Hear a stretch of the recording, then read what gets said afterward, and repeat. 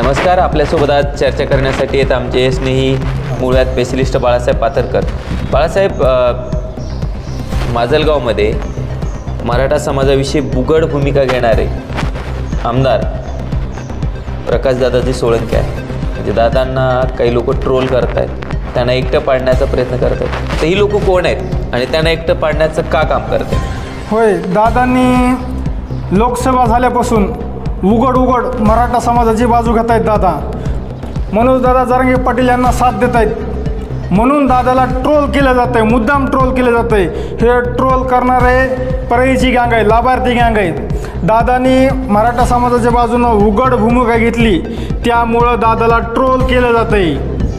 अगदी बरोबर. तर मग आता हे जे सध्याची नगरपालिकाची निवडणूक आहे, त्याचे जर निकाल समजा कदाचित दादाच्या विरोधात गेला, चुकीचा जर झाला, तर याचा काय परिणाम होऊ शकतो तुम्हाला असं वाटतं? चुकीचा दादाच्या विरोधात निकाल जाऊ शकत नाही, हा त्यांचा भ्रम आहे.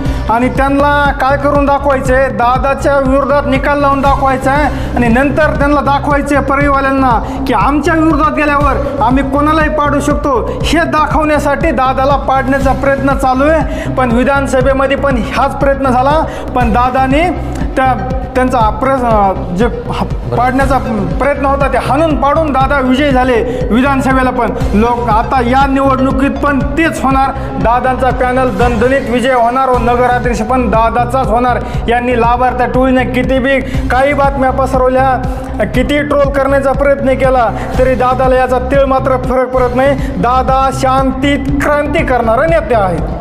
परत दादांनीच एक वक्तव्य होतं की मला स्टार प्रचारकाची गरज नको, तर त्यामुळे काही थोडंसं वातावरण बदललं असेल, त्यामुळं ताग लागली. स्टार प्रचारक नाही बोलवले म्हणून ताग लागली. म्हणून स्टार प्रचारकांचे काही लोक दादाच्या विरोधामध्ये चुकीच्या बातम्या पसरवतात, story.com उलट्या सुलट्या बातम्या लावतात.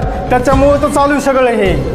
म्हणजे story.com असेल किंवा आणखी 2-3 चॅनल आहेत, ते दादांना मुद्दाम दादा कसे चुकीचे आहेत हे दाखवण्यासाठी काही निश्चितच प्रयत्न करा. हो, निश्चितच.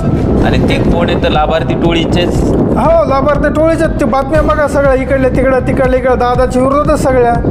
निश्चितच. तर तुमचं एक एवढंच म्हणणं आहे की मराठा समाजाचं तुम्ही कार्य करतात, त्याच्यावरून तुमचं असं म्हणणं किंवा दादाला सपोर्ट करावा, सपोर्ट करायलाच पाहिजे. कारण मराठा समाजाच्या बाजूनं उघड भूमिका घेणारे कमी आमदार आहेत, कांड्यामध्ये इतके. त्याच्यामुळं तशा आमदारांना आपण उघडं पडू द्यायचं नाही. जात पात पक्ष असो काही असो ते काही बघायचं नाही. जे आपल्यासाठी आपण त्याच्यासाठी अशा माणसाला अशा वेळेला निवडणुकीच्या वेळेला साथ द्यायला पाहिजे. साथ नाही दिली तर आपले बाकीचे आमदार लोक समाजाच्या बाजूने बोलणार नाहीत. का बोलणार नाहीत? नको बाबा, निवडणुकीमध्ये आपल्याला आपला समाज साथ देत नाही असा गैरसमज होईल. समज त्या आमदारामध्ये जातीची उघड भूमिका कोणी घेणार नाही. त्यामुळं इथं माजलगावमध्ये दादाला साथ देणं ही काळाची गरज आहे आणि साथ द्यायलाच पाहिजे आणि समाज साथ देतोय पण.